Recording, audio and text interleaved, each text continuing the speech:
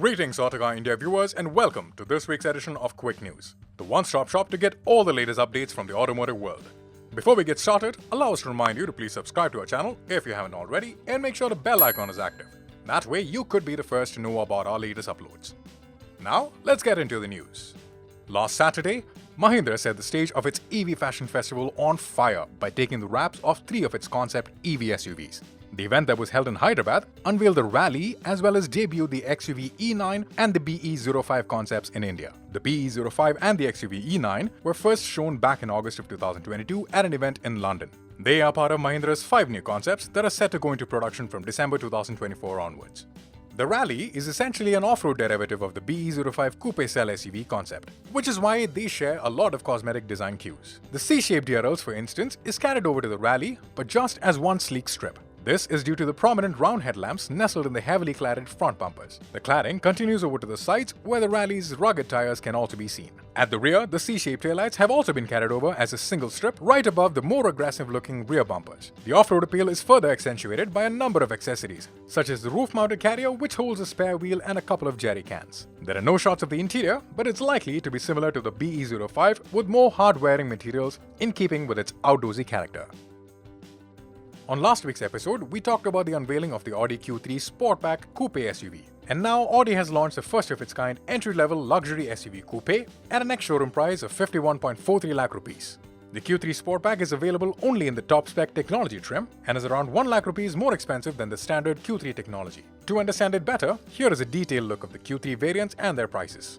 We talked about the Sportback in detail last week, so we won't get into much this time. But here are some of its highlights. The Q3 Sportback could easily be identified by its sharply raked roofline. And there's also the S-Line styling pack that features unique elements like a honeycomb pattern for the grille, triangular air intakes with silver finish, and 10-spoke 18-inch alloy wheels. Audi is offering the Sportback in 5 color options: Turbo Blue, Glacier White, Chronos Grey, Mythos Black, and Navara Blue. The changes to the Q3 are limited to the exterior. The interior and the powertrain options remain the same. Audi is offering a 5-year extended warranty on the Q3 Sportback for a limited period, which also includes roadside assistance.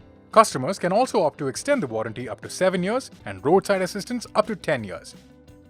Mercedes-Benz has reopened bookings for its 2 high-end SUVs, the AMG G63 and the GLS Maybach 600. The carmaker said that India has received additional units for the G63 and the GLS Maybach, and the waiting periods have been reduced substantially. The bookings are initially open for existing Mercedes-Benz owners before it's offered to new customers. The G-Class SUV had the longest waiting period of 2 to 3 years, and Mercedes had said that the off-roader was sold out for 2 years. Now, with the increased allocation, Mercedes says that the waiting period of the AMG G-Class is down to a year and a half. Mercedes have also said that the waiting period of the GLS Maybach 600 has also been reduced to 8 months for the single-tone paint shades and up to 10 months for models with dual-tone paint shades. We had noticed the amount of anticipation around the next generation Hyundai Verna in the comments. Unfortunately, we didn't have enough information to feature it in the news. Until now, Hyundai has officially released the first set of teasers for the next generation Verna on their social media platforms. Hyundai has opened bookings for the new Verna for a token amount of 25,000 rupees and have also released details about the different powertrain options it will be available in. The new Verna will be revealed on March 21st and will go on sale by May of 2023. Now let's take a deeper look at the teaser, starting with the styling. There is a hint of the Elantra to the new Verna, and the styling is bold. The new Verna gets a striking nose with a double-layer headlamp setup on the edges of a grille which is almost as wide as the car itself. The grille inserts are quite similar to the ones seen on the Tucson SUV and the current-gen Elantra sedan. The new Verna also gets a full-width horizontal light bar that will serve as a LED daytime running lamp. Over on the sides, the Verna gets more cuts and creases than its predecessor and has a sportier notchback look than a conventional sedan design. At the back, the new Verna gets unique looks with tail lamps protruding outwards. The tail lamps are connected with LED light bars and have crystal-like inserts. Additionally, the light bar gets 2 vertical extensions on each side. Hyundai has revealed that the new Verna will be offered in 2 1.5-liter petrol powertrains. First is an all-new 1.5-liter direct injection turbo petrol engine that is capable of churning out 160 horsepower. This engine will come mated to either a 6-speed manual or a 7-speed DCT gearbox. This unit will eventually be seen in most Hyundai Kia models in India like the Creta, Seltos and Carens, and will replace a 1.4-liter turbo petrol engine. The second will be a 1.5-liter naturally aspirated petrol engine, which will be the entry-level engine for the Verna and would come with either a 6-speed manual or a CVT automatic gearbox. What's noteworthy is that there won't be any diesel engine option on the next-gen Verna, and Hyundai has also confirmed that the new Verna's engine will be RDE and E20 compliant. Speaking about the upcoming RDE norms, manufacturers are now updating the current lineup to comply with the upcoming emission norms. Starting the list is Tata Motors. Tata Motors has announced that its entire engine lineup now abides by the BS6 Phase 2 norms. With this update, all their petrol engines are now RDE and E20 compliant, while the diesel engines are now RDE compliant. Tata has also tuned their engines for better efficiency, refinement and drivability. Furthermore, to be E20 compliant, these engines will have a few modifications to the fuel system, engine calibration, and rubber hoses to handle the more corrosive nature of ethanol. Along with the update, Tata has also equipped the Altroz and the Punch with engine start-stop functionality, which will enable them to improve their fuel efficiency. This will be available across all variants of Tata's premium hatchback and subcompact SUVs. Tata Motors have also mentioned that the low-end drivability of the two models have also been enhanced, and they now have smoother power delivery in lower gears. Tata has also added a tire pressure monitoring system in the Tiago hatchback and the Tigor compact sedan. Tata has also unveiled the updated Harrier and Safari, which are slated to go on sale by next month. With this update, both SUVs get multiple ADAS features like forward collision warning, autonomous emergency braking, traffic sign recognition, high beam assist, lane departure warning, blind spot detection, lane change alert and more, along with a 360-degree camera. While both get a panoramic sunroof, the Safari gets ambient lighting inside the left and right edges of the sunroof. Furthermore, both SUVs will also get the new infotainment system with the next-gen 10.25-inch touchscreen, which now supports wireless Android Auto and Apple CarPlay connectivity. It also supports voice commands in 6 languages. Additionally, both models now get a 7-inch semi-digital instrument cluster. With new features and updates, expect both SUVs to be priced 50,000 to 1 lakh rupees more. Tata Motors is also likely to introduce the red dark edition that was showcased at Auto Expo 2023. Another update across Tata Motors' entire portfolio is a standard warranty. Earlier, the car maker offered a 2-year or 75,000 km warranty as standard. It has now been increased to 3 years or 1 lakh kilometers as standard.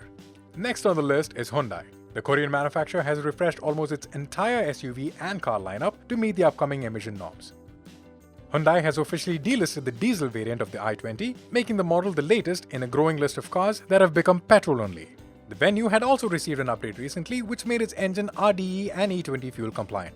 Along with the update, the Venue and the Venue N-Line also got an update to the safety list with more airbags in the lower trims and engine start-stop function as standard. With a midlife facelift expected soon, the Creta lineup has also received its RDE and E20 fuel-compliant engines earlier this month. It's now available with 115 horsepower 1.5-litre naturally aspirated petrol and diesel engines, mated to either manual, CVT or torque converter automatic gearboxes. It also got an update on the safety front with 6 airbags and ESC being made standard across the range. Hyundai is likely to discontinue the 140 horsepower 1.4-litre turbo petrol engine on the Creta and replace it with a newer 1.5-litre turbo shortly. The Alcazar also received an engine upgrade. There were no major changes to the lineup, but 6 airbags and engine start-stop functionality were made standard across the range. Maruti Suzuki has updated the mid-size Ciaz with more safety features as standard. The Ciaz is now equipped with ESP and hill hold assist as standard across all variants. Maruti Suzuki is offering the Ciaz with 3 dual-tone paint options: Pearl Metallic Opulent Red, Pearl Metallic Grandeur Grey and Dignity Brown, all offered with black roof. The dual-tone paint option is only available on the top-spec Alpha variant and is offered at a premium of 16,000 rupees over the standard paint. The dual-tone Alpha manual is priced at 11.15 lakh rupees and the automatic variant is priced at 12.35 lakh rupees ex-showroom. Mechanically, there are no changes to the Ciaz. Like we had mentioned before, Honda is expected to launch its midlife refresh City soon. Now, our dealer sources have mentioned that they will be receiving the updated model in the showrooms by the 2nd of March. Like most Honda midlife cycle updates, changes on the City facelift will likely be limited to just the soft plastic parts. It's expected to get a revised front and rear bumpers along with a new design for the alloy wheels. Our dealer sources have also confirmed that the City will be upgraded with more features, although details on this will be available closer to the launch. With the facelift, the City will go on to be a petrol-only sedan, as the company will be pulling the plug on its diesel engines in India due to the upcoming real driving emission norms. We're also told that Honda will introduce a more affordable trim of the City eHEV, which would help in reducing the current gap between the petrol and the hybrid powertrain options. Like we had mentioned earlier, Renault and Nissan have announced a fresh investment of 5,300 crore rupees in the Indian market, primarily to launch 6 new locally produced models between the two brands. Making the announcement, Ashwani Gupta, Nissan's director and CEO and member of the Alliance Board, emphasized that while models from both brands would overlap within the segment, they would be very different from each other. While Gupta did not specify on any model names, he did mention that the SUVs would be positioned in the C and the higher C segment, while the EVs would be in the A segment. The company also did not specify any technical details on the ICE SUVs or the EVs. However, of the ICE SUVs, Gupta did say they will add E-Tech, which is a reference to hybrid power, and E-Power, which is the brand's range extender technology, to the powertrains. The winners of the Women's World Car of the Year for each of the 6 categories of passenger vehicle segments have been announced for this year. The awards had 6 individual categories for the passenger vehicle segment, which were Urban Model, Family SUV, Large Car, Large SUV, Performance Car, and 4x4. The cars were judged on various parameters such as safety, driving, comfort, technology, design, efficiency, impact on the environment, and value for money. What makes this awards more special to Autocar is that among the 63 women jury members was Autocar's very own Renuka Kripalani. Now let's move on to some bike news. Royal Enfield will soon update its popular Interceptor 650 and the Continental GT 650. A few months ago, we spotted a Continental GT 650 with alloy wheels. This is a clear indication for an imminent update to the 650 twins.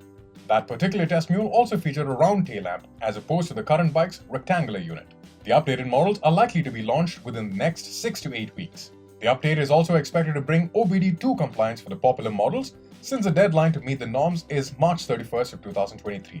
Considering all that will change on the two bikes, it's safe to say that the prices will also be bumped up slightly.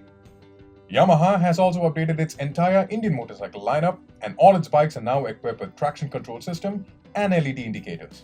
The new FZS FI V4 is equipped with a new redesigned LED headlights that's flanked by LED daytime running lamps. It is available in 3 colors, grey, red and black. The MT15 V2 now gets dual-channel ABS, and the FZX now gets golden alloys as standard. Another model that's received a sizable update is the R15M, which now gets a color TFT display with Bluetooth connectivity and is also capable of displaying a lap timer.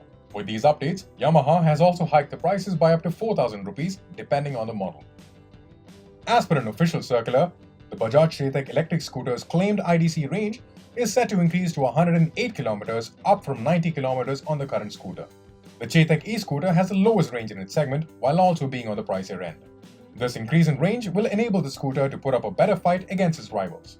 The document shows that the updated model's battery capacity and power outputs stay the same as the current Chetak, which could mean that the range has been extended by tinkering with the battery management software. At the moment, there is no clarity whether the increase in Chetak's range will reflect in its price. Currently, the Chetak electric scooter is priced at a next showroom price of 1.52 lakh rupees.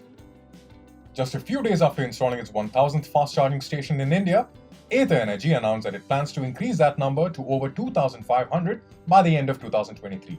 At present, 60% of these chargers are spread out across Tier 2 and Tier 3 cities. Back in October, Ather had 580 grid fast chargers operational, and that number is set to increase to 1,400 by the end of 2023.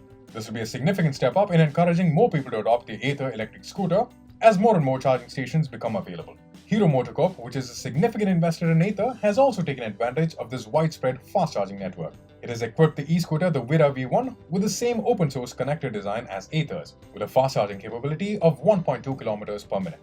This means that Vida V1 owners can effectively plug their scooters into any of Ather's fast charging network. It is still slightly slower than Ather's own e-scooters, which can charge at a rate of 1.5 km per minute. And with that, we mark the end of this week's Quick News. Thank you all for watching and hope to see you all next week.